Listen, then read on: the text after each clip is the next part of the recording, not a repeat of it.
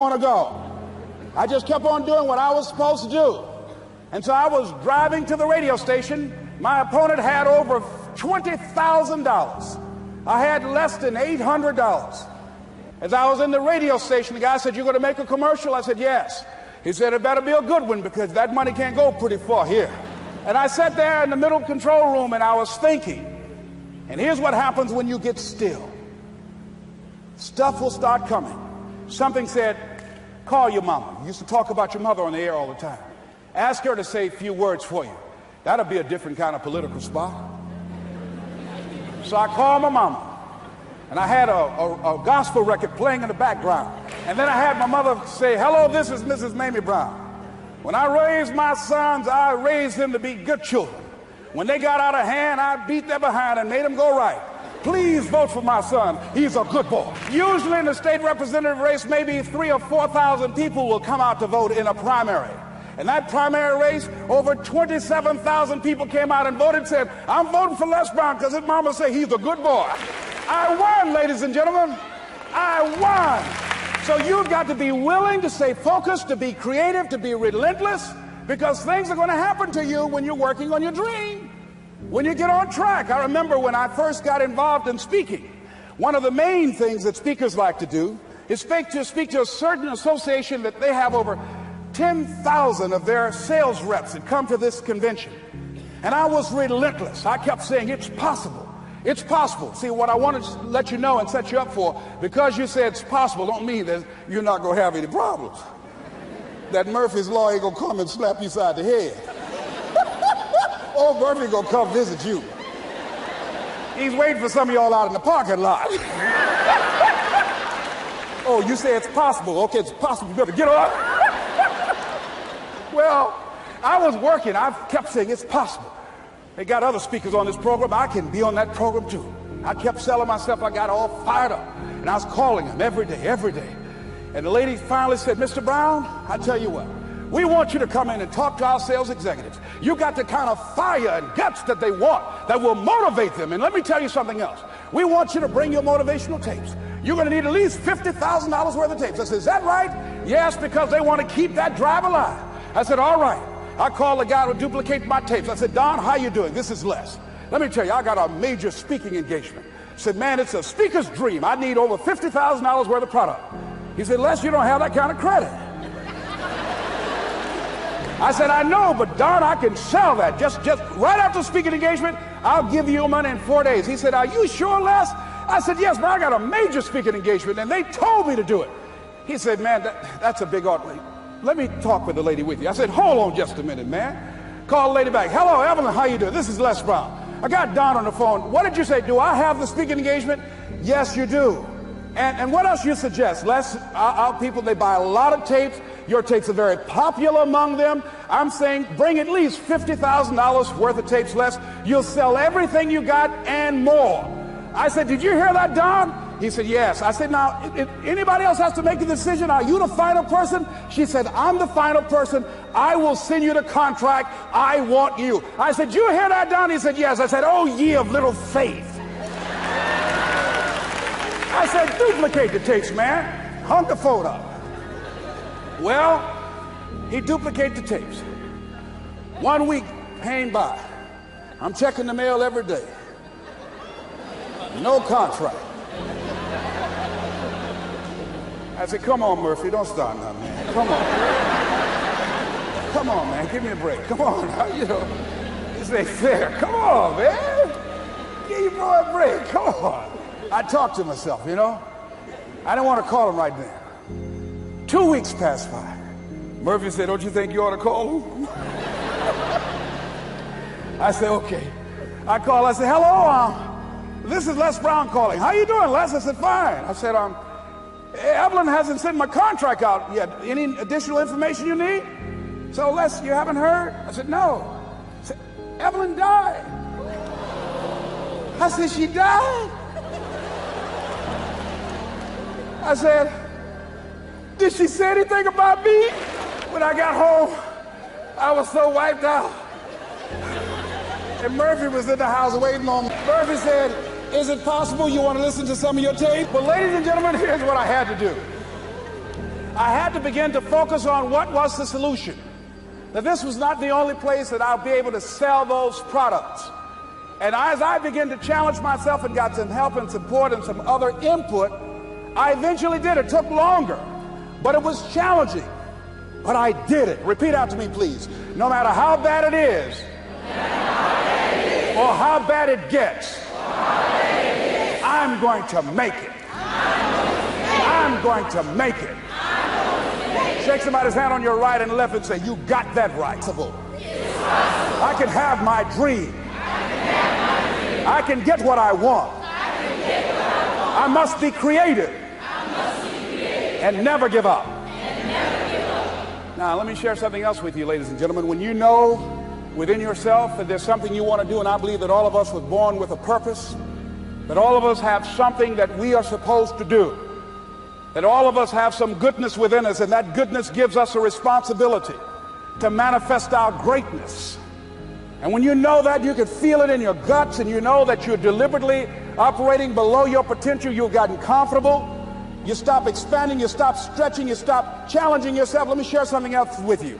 Not only is it possible for you to have your dream, but it's necessary. It's necessary that you have it, that you work on it, that you develop yourself, that you go for what is yours in the universe. I have a friend that at the beginning of the year I was in Los Angeles giving a speech, and I do a seminar teaching people how to become involved in the speaking business, and also one called Speaking with Power, teaching people how to begin to develop their communication skills. And this friend, I said, I want you to work with me. I called her up. She said, Les, are you sure I can do it? Sure you can. You have a PhD in communications. I don't have that. If I can do it, sure you can do it. In fact, I'm going to give you the support that you need. Here's what I realized, ladies and gentlemen. We only have enough energy to take us to a certain level, but it's necessary that we assemble ourselves with other people who share our vision, other people that can see it for us, to give ourselves a home court advantage. So it's necessary that you seek out other people who think like you, who are growing, who have decided that they are not satisfied with where they are. See, I don't believe that necessity is the mother of invention. No, necessity, in my opinion, is not the mother of invention. Refusing to accept things the way that they are is the mother of invention.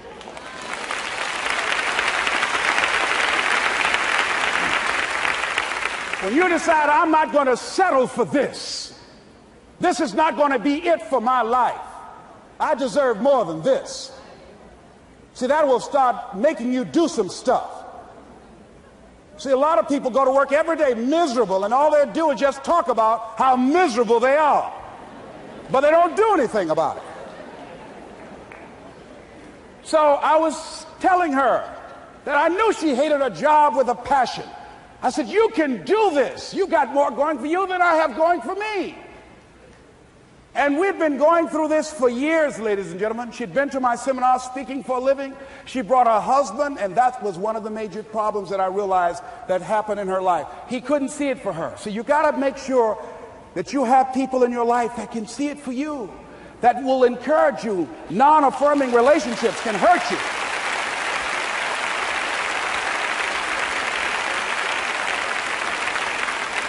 And I talked to him. I said, I don't have anything to do with your marriage. He said, you and I are good friends, and she and I are good friends. And I'm not taking sides. I said, but if you can't see it for her, don't tell her that. Just give her some support. What if you're wrong? It's possible, man, that if I'm doing it, she can do it. Well, you're different. How are you going to tell me that? You've seen her speak. She's got great speaking skills. Don't underestimate her. You don't know. You got a great woman here. But you see, people who can't see it for themselves can't see it for you. He was happy. So I said, will you do it with me? I said, I'm going to give you the support you need. You can't do it by yourself. I will stand with you. She said, you will? I said, yes. I'm going to make you a part of my seminar. You'll do a part of it and I'll do a part of it. Speaking with Power. She said, okay. 3 days later, ladies and gentlemen, I got an emergency call at my office. It was from her husband. He called and said, tell Les Brown that Marion is dead. I said, oh no. When I was flying there to go to the funeral, And I remember the last time that I saw her, and I had some of her papers that I had gotten inadvertently confused with mine, and I took them home. And I was searching through these papers to do one of her works. She was a prolific writer. And what got me, what was so sad that made me begin to cry, was that there were poems that she had started that were profound poems, great thoughts that she didn't complete. Plays that she had started that she didn't complete. See, that poem was given to her. I can't finish that for her, nor can you. That play, whatever the outcome that she had envisioned, that she had imagined, was given to her. Only her. And she's the channel that was going to come through. You are here, and you are the vessel, you are the outlet for the universe. That you've been selected. There's something for you to do. I believe all of us have some purpose for being here. And as I was going to the funeral, and I was reading a newspaper that said that millions of people are dying because of what they're eating, talking about their diet. And I'm sure that it was Marion talking to me, whispering, saying, Les, the next time you speak, say that even more are dying because of what's eating them. When the challenges of life come your way, you've got to find ways to increase your sense of self-appreciation, because if you don't, you're bombarded with negative stuff every day that beats you down, and you will find yourself unconsciously engaged in self-destructive behavior. If you don't program yourself, life will program you. So you want to have an agenda for your life. It's necessary that you have some direction for your life. A friend at the National Speakers Convention gave us a presentation, and it really struck me. He was talking about when he was traveling across Europe, Warren Gresham, and he said at different points, soldiers would wake them up on their journey and ask him the question. And I pose this to you. The question was, where have you been? Why are you here? And where are you going? And that's what I ask you. Where have you been? Where have you been up to this point? You look at your life. You look at what you produce. Is it giving you what you want? Are you living on purpose? Are you living your dream? Are you acting on your ideas? Are you doing all you can do? Have you gotten comfortable? Are you procrastinating? Are you evading your own greatness? Are you surrounding yourself with people that can nourish you? Are you challenging yourself? Are you experimenting? Are you learning something different? Is your life an adventure, or is it boring? Where have you been? Why are you here? What brought you here? Investing the time, the money. What brought you here? And where are you going? What is it that you can get out of this session, out of this lecture? That when you leave here, rather than this just being a spectator event, that you got some idea, some dream, that you might have to go back and brush it off and look at it again and say, I've got to do this. This is my stuff. This is what I'm supposed to do. This is why I showed up. Where are you going with your life? What decisions are you making right now as you look into the future? Are you experimenting to find out what other talents and abilities that you have? See, we're in a time right now. The day is gone where you could just go to college and get out and get a job and work 30 or 40 years with job security and retire with a gold watch. The gold watch days are gone. Brand new day. Party's over. So now you have got to be multi-talented and multi-skilled. You've got to use all your stuff. You don't know what else you can do. I didn't know I can do what I'm doing right now. It's necessary that you stretch and challenge yourself and say, let me see. I start out as a trainer. I'm a trainer. That's what I am. That's what my expertise was in. And then I decided, let me see, can I speak? And then I discovered, hey, I can do that. What if I hadn't tried to do that and just been satisfied with just being a trainer, with a limited vision of myself? And then after training, and then I said, well, maybe I can go into business for myself. And I started speaking, going into business for myself. Well, maybe I could train other speakers and teach them how to go into business for themselves. See, you want to have a backup plan. You want to have other strategies for yourself. In case this doesn't work out, you got something else going over here.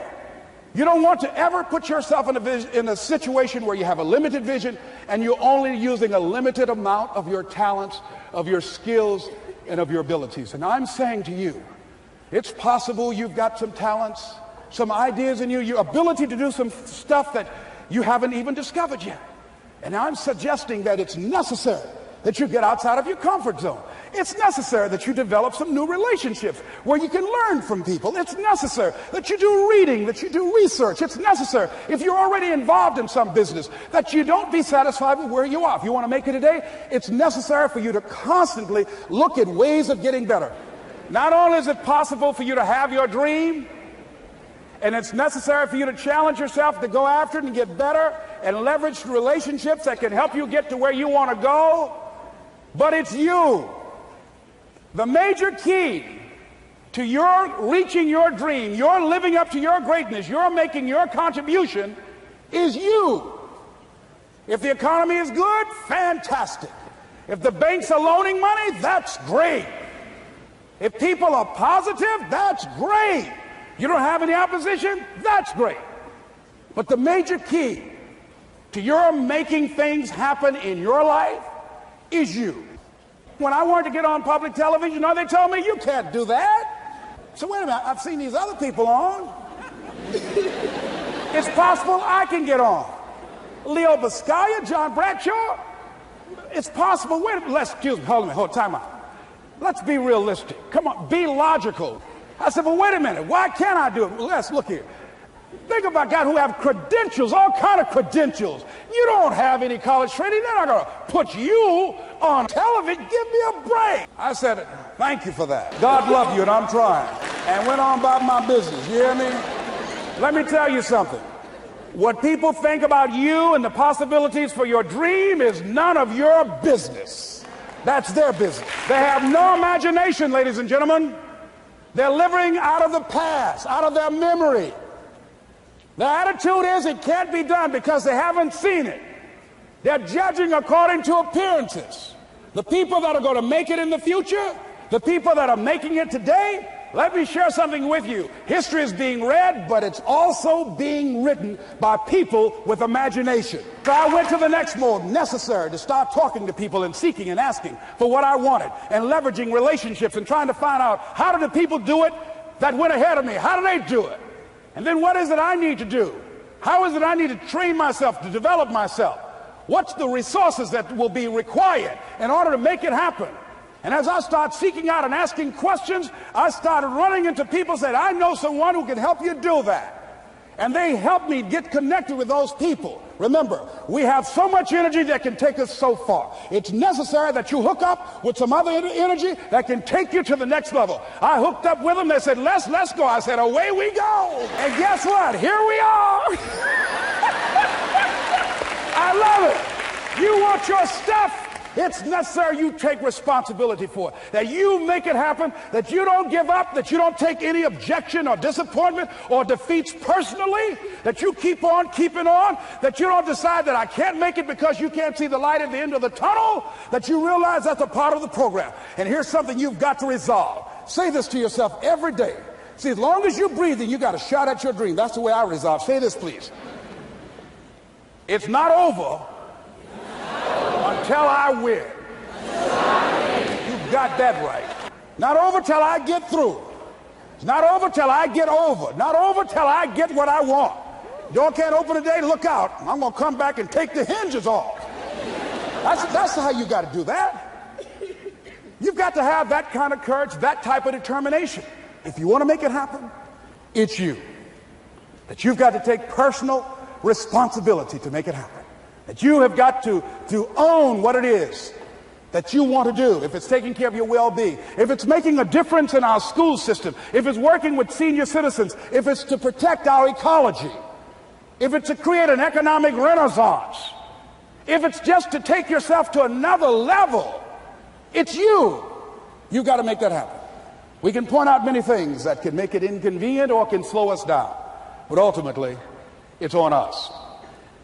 Next step is, not only is it possible and necessary, and it's you to live your dream, to make this greatness that you have within you become a reality, but what I've come to appreciate when you're working on changing your life, changing some bad habit, getting out of addictive situations or relationships, or working to build a dream or making a difference in our society, or learning something that's very challenging. Here's what I realize, ladies and gentlemen, and develop a great deal of respect for.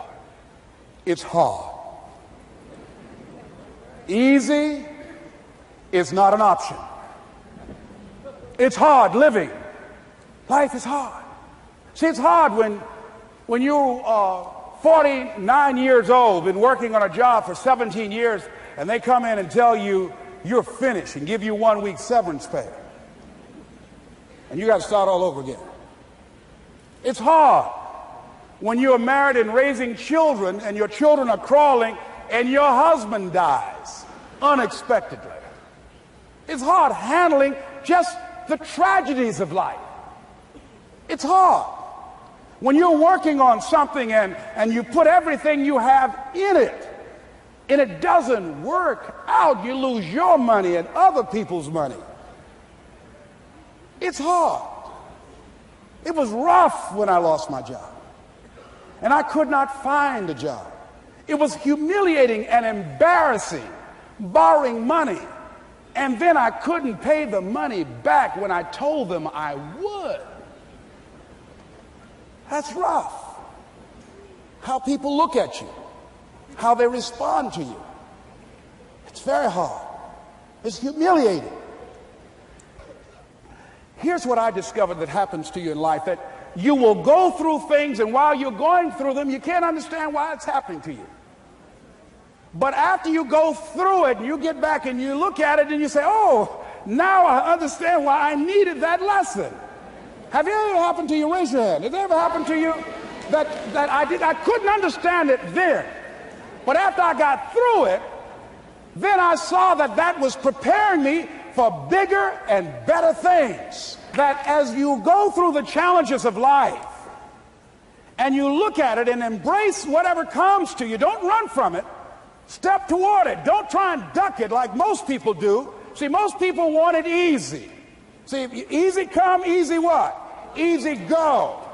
See, but when you go at what you're going to deal with and you deal with the difficulties of it, when you handle those hard things close at hand, making those hard decisions right now that you don't want to make, learning those things that you don't like to do, but you know that in order for you to get where you want to go, this is one of the hoops that you have to flip through.